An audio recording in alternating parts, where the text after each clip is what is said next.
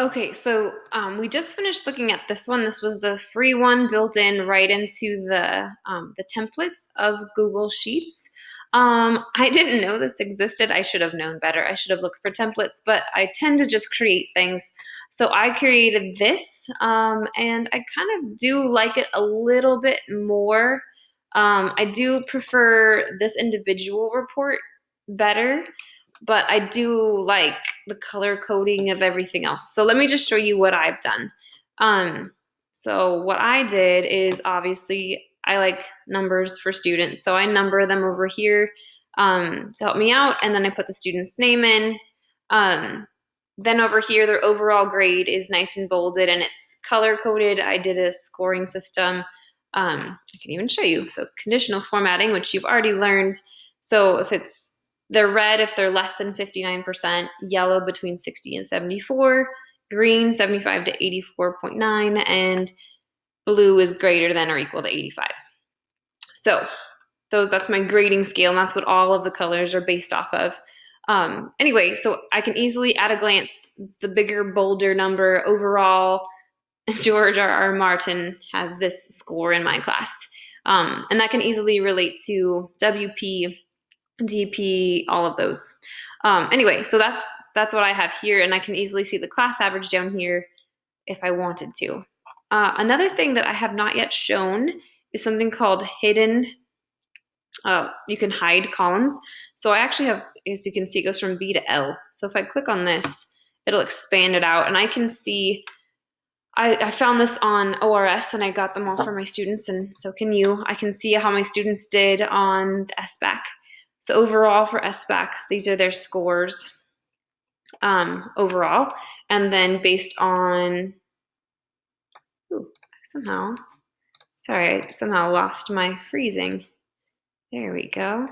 So I can see concepts and procedures, that score. I can see their problem solving score. And then I also have their latest iReady scores. So for numbers and ops, algebra, blah, blah, blah. So I've color coded those as well using conditional formatting, but that way I can see those nitty gritty scores. So I can, to try to make sure, now obviously I made up all this data, but the idea with my actual students is to make sure that their scores, their class average in my class, somewhat correlates to these other benchmarks. Obviously, I want them to improve and I don't want them to be bound to this score or anything. But it is nice to have a little bit of a gauge, or if a student's really struggling, I can go back in and be like, oh, well, they were really bad or whatever. They weren't so great at communicating reasoning, and so maybe that's why that part of their score is suffering. Anyway, I don't want these visible at all times. I only want them when I want them. So I'm going to click on C, hold Shift, click on K. There's a little drop-down menu, and I can hide them. And now I don't see them. I only see them if I click here and reopen them. Okay, as you can see, this is the title of my assignments. If it's just a regular homework or lesson, I use the dark gray. So I can see that these are just regular assignments. Basically, they're exit tickets. If it's a quiz, it's a light blue. And if it's dark blue, that's a mid-module or end-of-module assessment. This is the day we took it. This is the standard that was assessed. This is how many points the assignment is out of, and this is how many points my student got and the percentage that they earned on it. And my actual one, I tend to have notes over here as a column too, but I thought that might scare you guys all off. You can see I have some notes in some of the columns just to show you what you could do. I put the questions that they missed on their assignments. I listed them because it was a topic E quiz, so I wanted to see, kind of do my own item analysis. I bolded the ones that seemed to be trends that most students missed. 2 and 4A seem to be the most commonly missed questions, just to kind of help myself. And that goes all the way over. So there's sometimes that you have an assignment that you really just want to make sure that they turned it in. It's not really that important that they necessarily got them all right. It's that they were trying and endeavored and turned it in. So you can also do check boxes, and then you just click it on or off if they turn it in. So you can do that sort of checkbox too. And then at the bottom, I'll go back over to the beginning. So I just input the student's score and it's automatically updated. So if I change the score, it'll change this part and it'll change their grade over here, as you can see. So if I go down, it says the class average for each of these scores, and when it was a checkbox, it just has how many people turned it in, so you can easily see, oh, I need to check on that and see who else is missing it.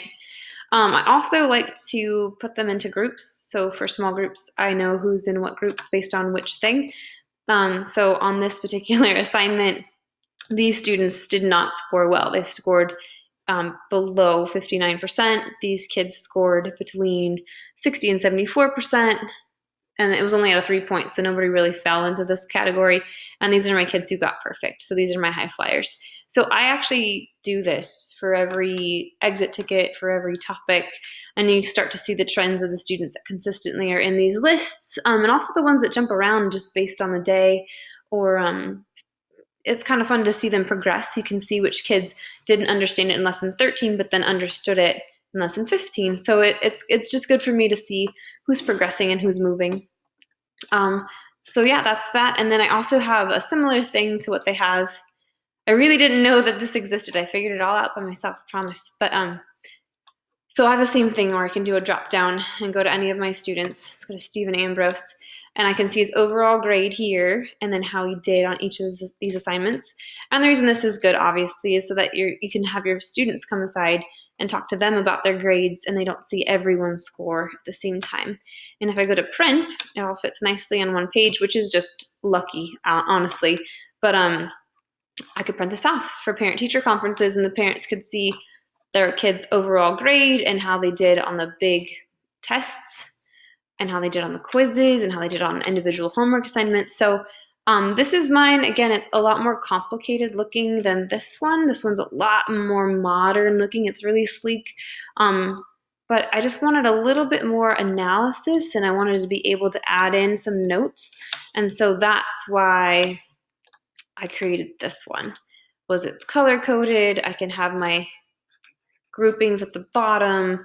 I can add in extra notes on the most missed questions, or they were sick that day, or whatever else. So again, just an idea. Feel free to go to File, make a copy if you want to tinker around and try it yourself. Yeah, good luck.